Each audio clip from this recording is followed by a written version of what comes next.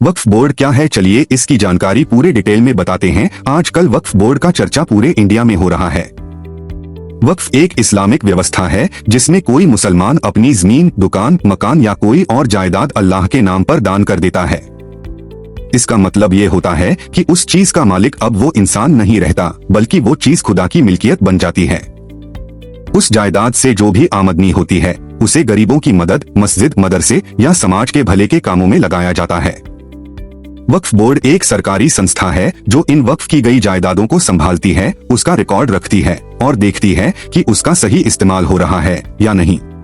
कोई मुसलमान अपनी मर्जी से ये ऐलान करता है कि मैं अपनी ये जमीन या दुकान वक्फ करता हूँ अल्लाह के लिए, फिर वो इसे वक्फ बोर्ड में दर्ज कराता है। एक मुतवल्ली यानी देखभाल करने वाला तय किया जाता है जो उस जायदाद को संभालता है। वक्फ जायदाद से जो आमदनी मिलती है उसका इस्तेमाल मस्जिदों की देखरेख, मदरसों की मदद, अनाथालय या गरीबों के लिए सुविधाएं, स्कॉलरशिप, शिक्षा, अस्पताल या समाज के भले के कामों में होता है।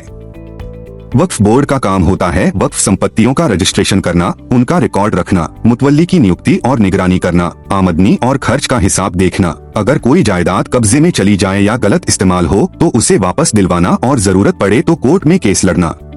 मुतवल्ली वक्फ की गई संपत्ति को संभालने वाला व्यक्ति होता है। उसका काम सिर्फ देखभाल और व्यवस्था करना होता है, मालिक बनना नहीं। उसे वक्फ बोर्ड के नियमों के हिसाब से काम करना होता है। भारत में वक्फ के लिए कानून है वक्फ एक्ट 1995। इसके तहत हर राज्य में वक्फ बोर्ड बनाया गया है। एक सेंट्रल वक्फ काउंसिल भी है जो दिल्ली में है और पूरे देश में वक्फ से जुड़े मामलों पर निगरानी रखती है। वक्फ दो तरह का होता है, वक्फ खैरी और वक्फ औलाद।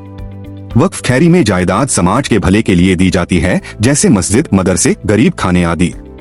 वक्फ औलाद में पहले उस जायदाद से आमदनी का कुछ हिस्सा परिवार के लिए होता है और बाकी बाद में खैरात में लगाया जाता है। हर राज्य का वक्फ बोर्ड एक सरकारी संस्था होती है जो अल्पसंख्यक मामलों के मंत्रालय के तहत आती है। इसमें इस्लामिक स्कॉलर, मुतवल्ली के प्रतिनिधि, एमएलए, एमपी और सरकारी अफसर शामिल होते हैं। इनमें से कोई एक चेयरमैन चुना जाता है। भारत में लाखों वक्फ संपत्तियां हैं, लेकिन इनसे जुड़े कई विवाद भी हैं।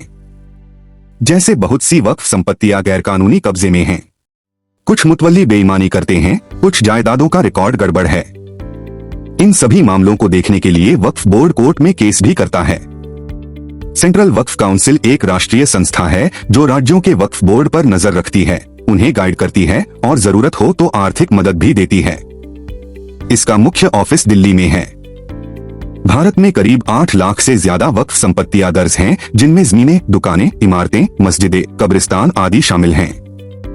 ये सारी संपत्ति अरबों रुपए की है। अगर इसका सही इस्तेमाल हो तो मुसलमानों की शिक्षा, रोजगार और भलाई के लिए बहुत मदद मिल सकती है। वक्फ बोर्ड के काम में कई परेशानियां भी हैं, जैसे फंड की कमी, भ्रष्टाचार, स्टाफ की कमी, लंबा कोर्ट केस और सरकार से सहयोग की कमी।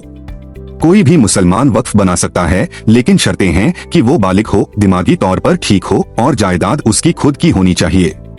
वक्फ एक बार कर दिया जाए तो वापस नहीं लिया जा सकता। वक्फ की गई चीज बेची नहीं जा सकती, लेकिन कुछ शर्तों पर किराए पर दी जा सकती है।